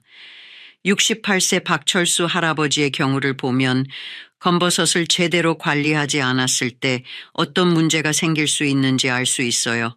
박 할아버지는 얼굴과 손 등에 검버섯이 여러 개 생겼는데도 별로 신경 쓰지 않으셨습니다. 박 할아버지는 검버섯을 그냥 나이 반점이라고 생각하고 방치하셨어요. 자외선 차단제도 바르지 않으시고 모자나 긴 소매 옷도 잘 입지 않으셨습니다. 그러던 어느 날 얼굴의 검버섯 중 하나가 갑자기 크기가 커지고 모양이 불규칙하게 변하기 시작했어요. 처음에는 그냥 검버섯이 조금 커진 것이라고 생각하고 넘어가셨습니다. 하지만 몇 주가 지나면서 그 부위가 가렵고 따끔거리기 시작했어요. 가족들이 걱정해서 병원에 가보자고 했지만 박 할아버지는 대수롭지 않게 여기고 계속 미루셨습니다. 결국 몇 달 후에 그 부위에서 피가 나고 상처가 생기면서 참을 수 없을 정도가 되어서야 병원을 찾으셨어요. 의사 선생님의 진단 결과는 충격적이었습니다. 단순한 검버섯이 아니라 피부암의 전 단계인 광성악화증으로 발전한 것이었거든요. 다행히 조기에 발견해서 치료를 받을 수 있었지만 만약 더 늦었다면 악성 피부암으로 발전할 수도 있었던 상황이었습니다. 박 할아버지는 이후에 정기적으로 피부과 검진을 받고 계시고 자외선 차단과 피부 관리에 매우 신경 쓰고 계십니다. 박 할아버지의 사례에서 알 수 있듯이 검버섯을 단순히 미용상의 문제로만 생각해서는 안 됩니다. 때로는 더 심각한 피부 질환의 신호일 수 있기 때문이에요. 특히 검버섯의 크기나 모양, 색깔이 갑자기 변한다면 반드시 전문의와 상담을 받으셔야 합니다. 또한 박 할아버지처럼 자외선 차단을 소홀히 하면 기존의 검버섯이 더 진해지고 새로운 검버섯이 계속 생길 수 있습니다. 건강보험심사평가원의 통계에 따르면 피부암 환자 중에서 60세 이상이 차지하는 비율이 72%에 달한다고 합니다. 이는 오랜 기간 축적된 자외선 노출과 피부 노화가 주요 원인이라고 볼 수 있어요. 박 할아버지는 지금도 후회하고 계십니다. 만약 처음부터 검버섯 관리를 제대로 하고 정기검진을 받았다면 이런 일은 겪지 않았을 텐데 하고 말이에요. 여러분은 박 할아버지와 같은 실수를 하지 마시고 지금부터라도 올바른 검버섯 관리를 시작하시기 바랍니다. 검버섯 관리에서 가장 중요한 것은 조기 발견과 꾸준한 관리입니다. 매일 거울을 보실 때 자신의 피부 상태를 세심하게 관찰하시고 조금이라도 이상한 변화가 있다면 주저하지 마시고 전문의와 상담하세요. 이런 작은 관심과 노력이 여러분의 건강한 피부를 지키는 첫걸음이 됩니다. 이제 검버섯이 왜 생기는지, 우리 몸속에서는 어떤 변화가 일어나는지 자세히 알아보겠습니다. 검버섯은 의학적으로 지루각화증 또는 노인성 흑색점이라고 불립니다. 이름에서 알 수 있듯이 나이가 들면서 자연스럽게 나타나는 피부 변화 중 하나예요. 우리 피부에는 멜라닌이라는 색소를 만드는 멜라노사이트라는 세포가 있습니다. 젊을 때는 이 세포들이 고르게 분포되어 있고 멜라닌 생성도 균등하게 이루어져요. 하지만 나이가 들면서 오랜 기간 자외선에 노출되고 피부 세포의 재생 능력이 떨어지면서 멜라노사이트가 한 곳에 모여들게 됩니다. 이렇게 모여든 멜라노사이트들이 과도하게 멜라닌을 생성하면서 피부에 갈색이나 검은색 반점이 나타나는 것이 바로 검버섯입니다. 마치 오래된 벽지에 얼룩이 생기는 것과 비슷한 원리라고 생각하시면 이해하기 쉬우실 거예요.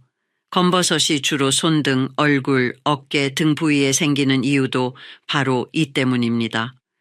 이런 부위들이 평생에 걸쳐 가장 많은 자외선에 노출되는 곳들이거든요. 세계보건기구에서 발표한 자료에 따르면 평생 받는 자외선의 80%가 18세 이전에 집중된다고 하는데 이때 받은 자외선 손상이 나이가 들어서 검버섯으로 나타나는 것입니다. 또한 검버섯 형성에는 활성산소도 큰 역할을 합니다. 우리 몸에서 자연스럽게 생성되는 활성산소는 세포를 손상시키고 노화를 촉진시켜요. 나이가 들면서 항산화 능력이 떨어지게 되면 활성산소로 인한 손상이 누적되어 검버섯이 생기기 쉬워집니다.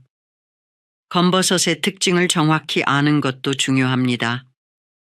일반적인 검버섯은 경계가 뚜렷하고 표면이 약간 융기되어 있으며 색깔은 연한 갈색부터 진한 검은색까지 다양해요. 크기도 몇 밀리미터에서 몇 센티미터까지 다양하게 나타납니다. 하지만 주의해야 할 점은 모든 갈색 반점이 단순한 검버섯은 아니라는 것입니다. 악성 흑색종이나 기저세포암 같은 피부암도 처음에는 검버섯과 비슷하게 보일 수 있거든요.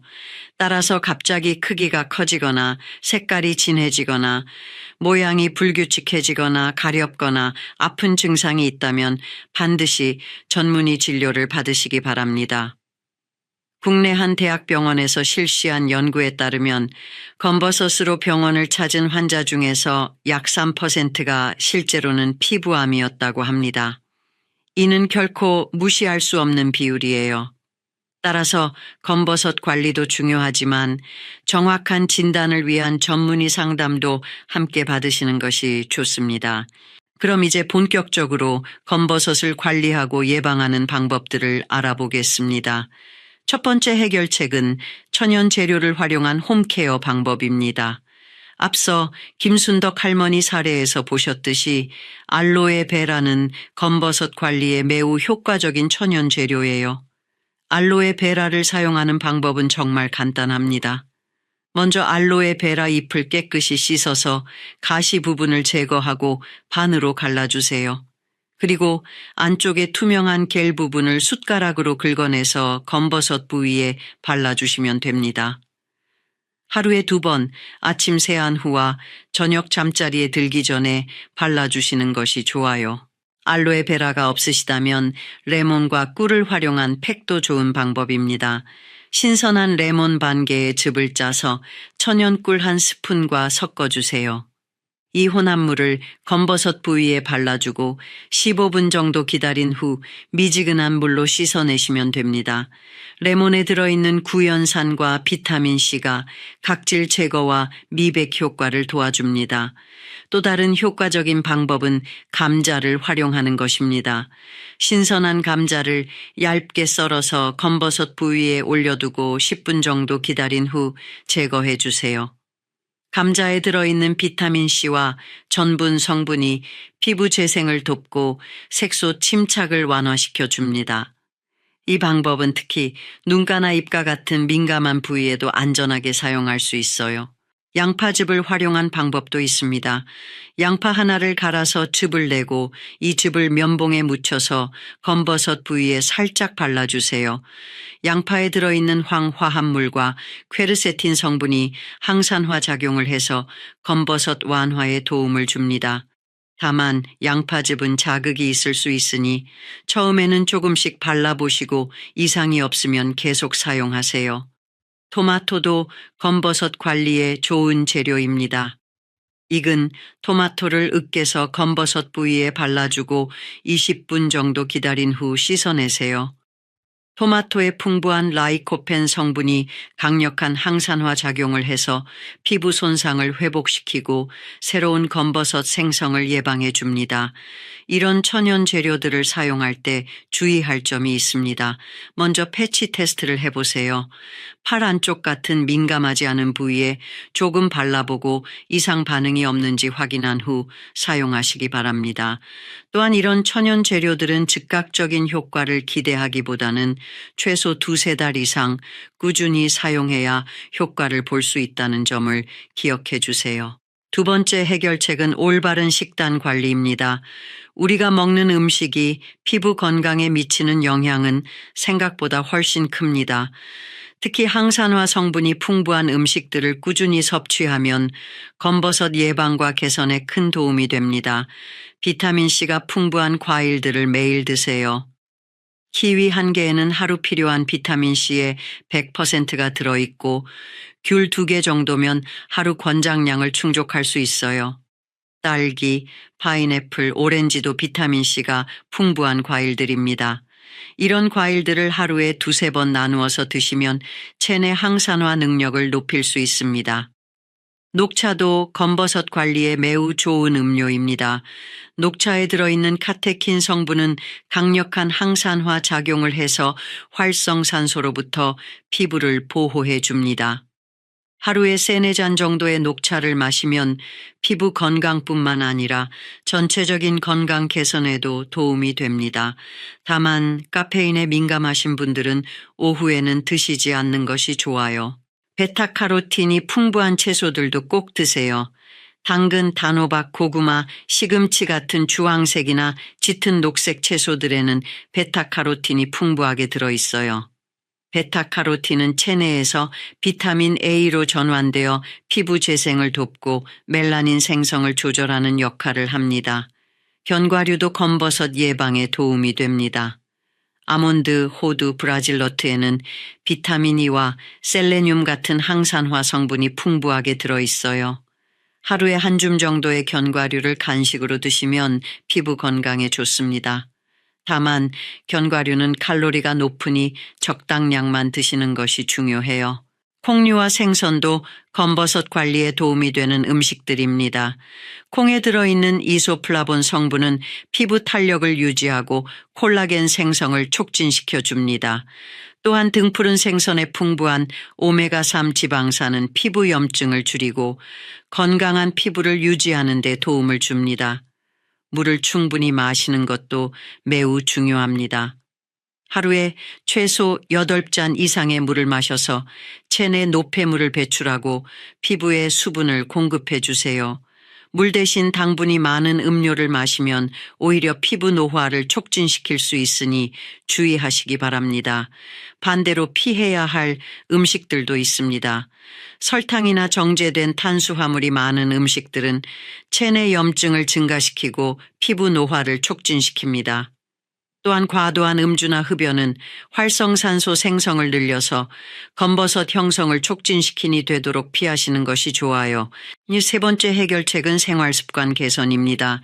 아무리 좋은 음식을 먹고 천연팩을 해도 생활습관이 잘못되어 있다면 효과를 보기 어렵습니다. 가장 중요한 것은 자외선 차단입니다. 많은 어르신들이 자외선 차단제는 젊은 사람들만 바르는 것이라고 생각하시는데 이는 잘못된 인식입니다. 오히려 나이가 들수록 피부가 자외선에 더 민감해지기 때문에 자외선 차단이 더욱 중요해요. 외출하실 때는 반드시 SPF 30 이상의 자외선 차단제를 발라주세요. 자외선 차단제를 바르는 방법도 중요합니다. 얼굴의 경우 동전 크기 정도의 양을 발라야 하고 손등이나 팔 같은 부위에도 꼼꼼히 발라주세요. 또한 2~3시간마다 덧발라주는 것이 좋습니다. 흐린 날에도 자외선은 구름을 뚫고 들어오니까 날씨와 상관없이 매일 발라주시기 바랍니다. 모자나 긴 소매 옷을 활용하는 것도 좋은 방법입니다. 특히 오전 10시부터 오후 4시까지는 자외선이 가장 강한 시간대이니 이 시간에 외출하실 때는 더욱 주의하세요.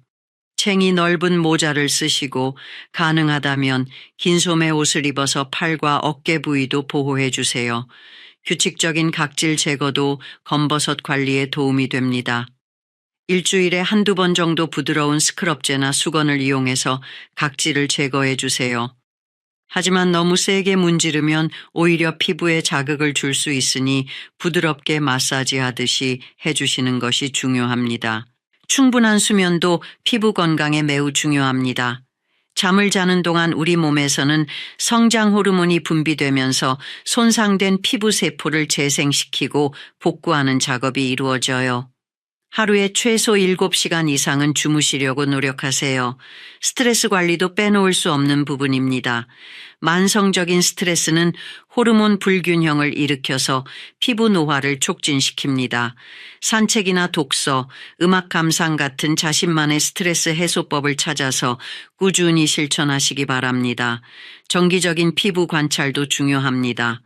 매일 거울을 보실 때 자신의 피부 상태를 세심하게 관찰하시고 검버섯의 크기나 색깔, 모양의 변화가 있는지 체크해 보세요.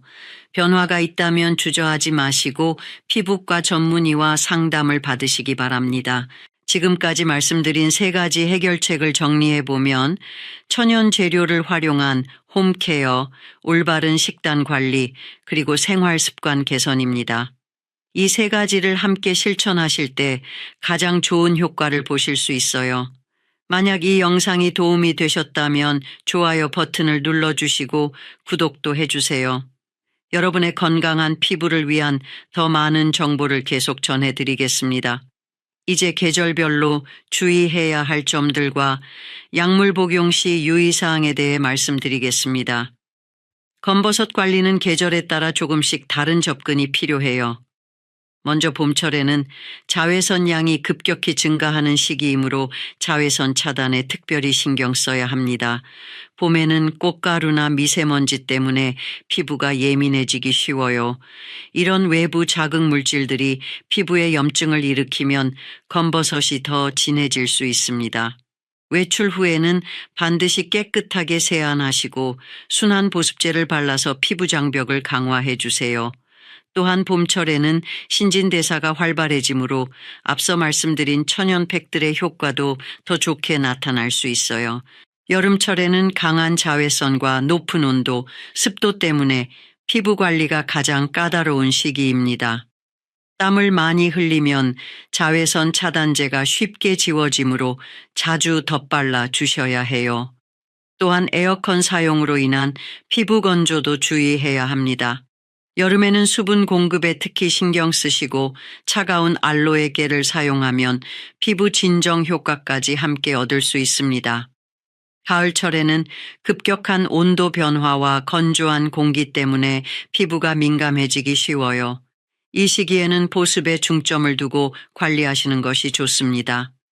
각질이 많이 생기는 시기이므로 부드러운 각질 제거를 일주일에 2번 정도 해주시면 검버섯 관리에 도움이 됩니다.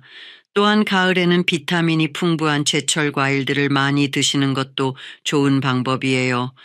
겨울철에는 춥고 건조한 날씨 때문에 피부 장벽이 약해지기 쉽습니다. 실내 난방으로 인한 건조함도 피부에 좋지 않아요. 겨울에는 보습력이 높은 크림을 사용하시고 실내 습도를 적절히 유지해 주세요. 또한 겨울에도 자외선 차단은 필수입니다. 눈에 반사된 자외선도 피부에 영향을 줄 수 있거든요. 약물을 복용하고 계신 분들은 특별히 주의해야 할 점들이 있습니다.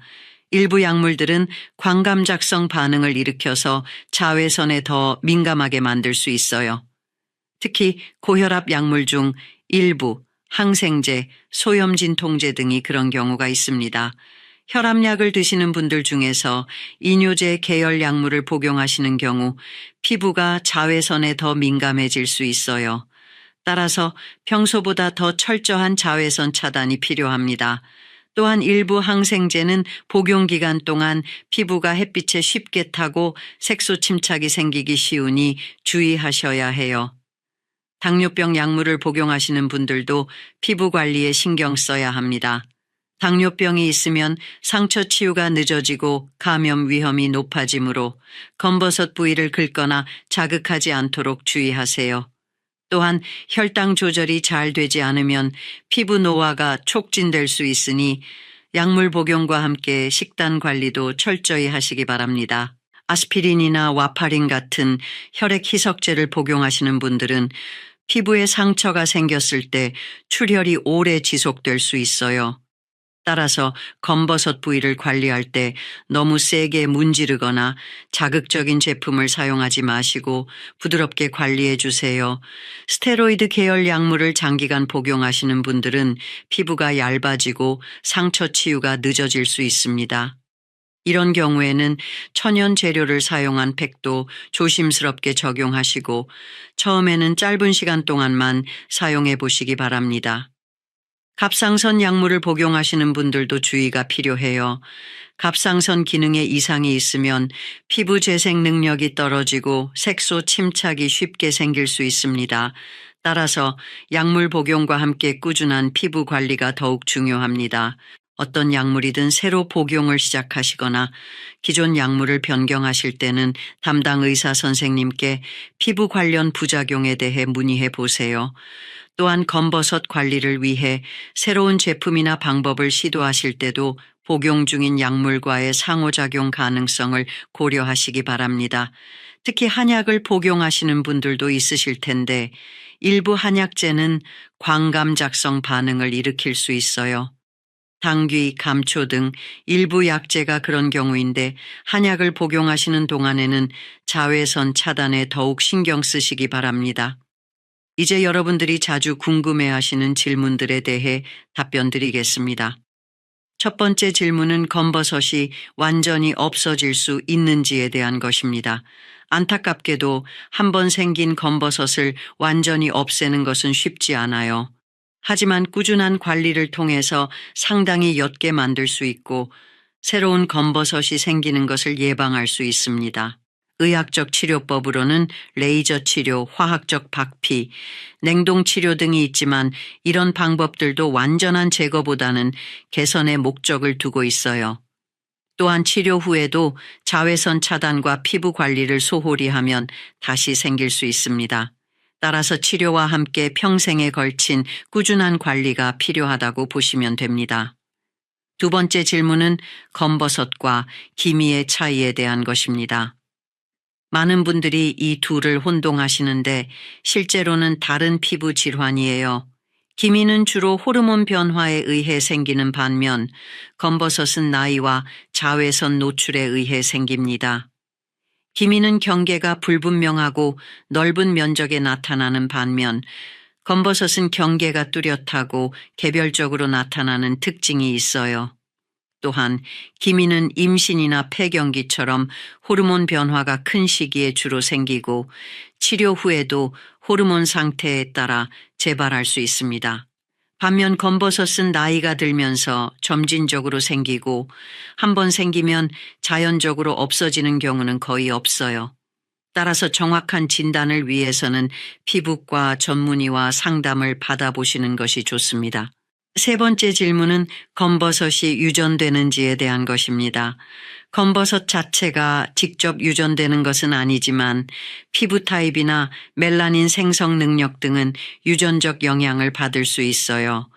부모님께서 검버섯이 많으셨다면 자녀도 검버섯이 생기기 쉬운 피부 타입일 가능성이 높습니다.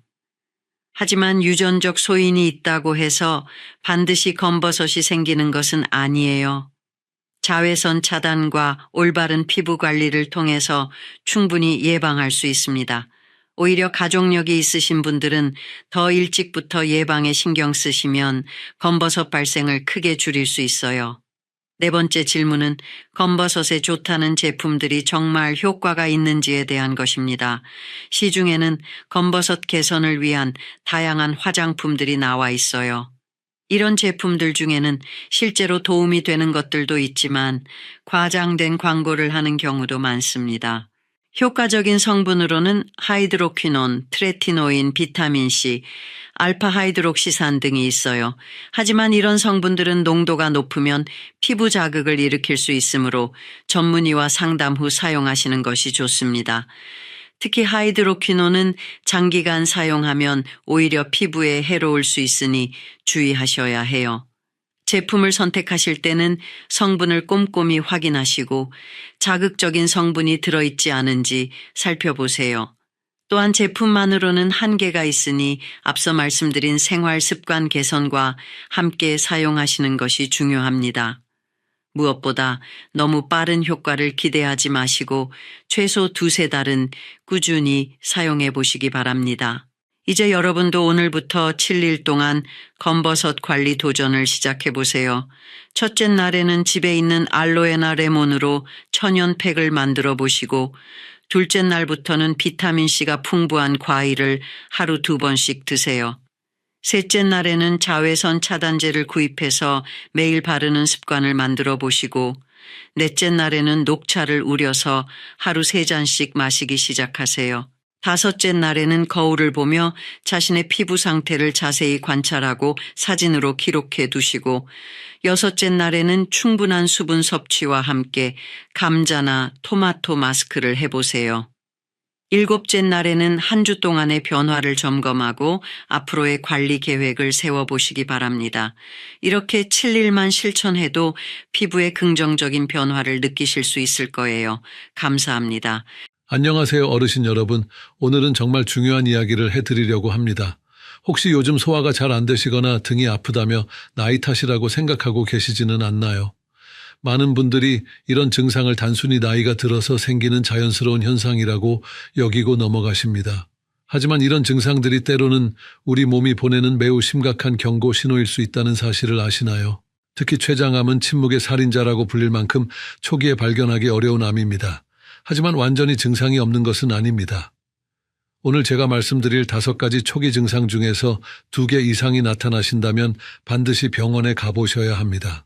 이 영상을 끝까지 보시면 여러분과 가족의 생명을 구할 수 있는 소중한 정보를 얻으실 수 있을 것입니다. 국가암 등록 통계에 따르면 2022년 한 해 동안 우리나라에서 췌장암으로 진단받은 환자는 8,900명에 달합니다. 더 충격적인 것은 췌장암의 5년 생존율이 겨우 13.4%에 불과하다는 점입니다. 이는 다른 암에 비해 매우 낮은 수치입니다. 하지만 조기에 발견하면 생존율이 크게 높아집니다. 1기 단계에서 발견된 췌장암의 5년 생존율은 40%까지 올라갑니다. 그렇다면 왜 이렇게 많은 분들이 췌장암을 늦게 발견하게 될까요? 바로 초기 증상을 나이 탓으로 돌리거나 다른 질병으로 오해하기 때문입니다. 오늘 이 영상을 통해 췌장암의 진짜 초기 증상들을 정확히 알아보시고 여러분의 건강을 지키는 데 도움이 되시기 바랍니다. 먼저 의료진으로서 말씀드리고 싶은 것은 오늘 제가 드리는 정보는 의학적 참고 자료일 뿐이며 정확한 진단과 치료는 반드시 의료 전문가와 상담하셔야 한다는 점입니다. 증상이 있으시다면 주저하지 마시고 병원을 방문하시기 바랍니다. 이제 실제 사례를 통해 췌장암이 얼마나 무서운 병인지 그리고 조기 발견이 얼마나 중요한지 말씀드리겠습니다. 경상도에 사시는 박모 할아버지는 올해 72세이십니다. 작년 가을부터 소화가 잘 안 되기 시작했습니다. 처음에는 나이가 들어서 그런가 보다 하고 대수롭지 않게 여겼습니다. 평소 건강하셨던 분이라 병원 가는 것을 꺼려 하셨거든요. 소화제를 사서 드시며 버티셨습니다. 하지만 시간이 지날수록 증상은 더 심해졌습니다. 식사 후에 명치 부근이 답답하고 무거운 느낌이 계속됐습니다. 특히 기름진 음식을 드시면 속이 더부룩하고 불편했습니다. 그런데도 단순히 나이가 들어서 소화력이 떨어진 것이라고만 생각했습니다. 주변 어르신들도 다 그런 증상이 있다고 하니까 자연스러운 노화 현상이라고 여겼던 것입니다. 몇 주가 더 지나자 새로운 증상이 나타났습니다. 등과 허리가 은근히 아프기 시작한 것입니다. 처음에는 농사일을 하다가 삐끗했나 싶어서 파스를 붙이고 참았습니다. 하지만 이 통증은 일반적인 근육통과는 달랐습니다. 누워있을 때도 아프고 특히 밤에 더 심해졌습니다. 진통제를 먹어도 잘 듣지 않았습니다. 그러던 어느 날 아침 박 할아버지는 거울을 보다가 깜짝 놀랐습니다. 눈의 흰자위가 노랗게 변해 있었던 것입니다. 소변 색깔도 평소보다 훨씬 진했습니다. 이제야 뭔가 심각하다는 것을 느끼셨습니다. 가족들의 권유로 급하게 병원에 갔습니다. 검사 결과는 충격적이었습니다. 췌장암 3기였습니다. 이미 주변 장기로 전이가 시작된 상태였습니다. 의사 선생님은 만약 처음 소화불량 증상이 나타났을 때 병원에 왔다면 1기에서 발견할 수 있었을 것이라고 말씀하셨습니다. 하지만 이미 늦었습니다. 박 할아버지는 즉시 항암 치료를 시작했습니다. 가족들은 모든 희망을 걸고 최선을 다해 치료를 받았습니다. 하지만 췌장암은 진행 속도가 매우 빠릅니다. 치료에도 불구하고 상태는 점점 악화됐습니다.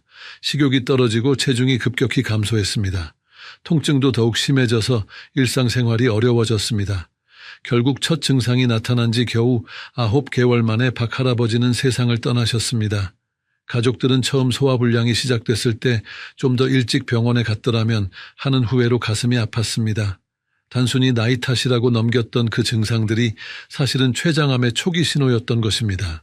이런 안타까운 일이 더 이상 일어나지 않았으면 좋겠습니다. 그래서 오늘 이 영상을 준비했습니다. 지금 이 영상이 도움이 되신다면 구독과 좋아요 버튼을 눌러주시고 주변의 어르신들께도 꼭 공유해 주시기 바랍니다. 하지만 반대로 조기에 발견해서 성공적으로 치료받으신 분의 사례도 있습니다. 부산에 사시는 김모 할머니의 이야기입니다. 김 할머니는 68세이시고 평소 건강관리에 관심이 많으신 분입니다. 작년 봄부터 식후에 속이 더부룩한 증상이 나타나기 시작했습니다.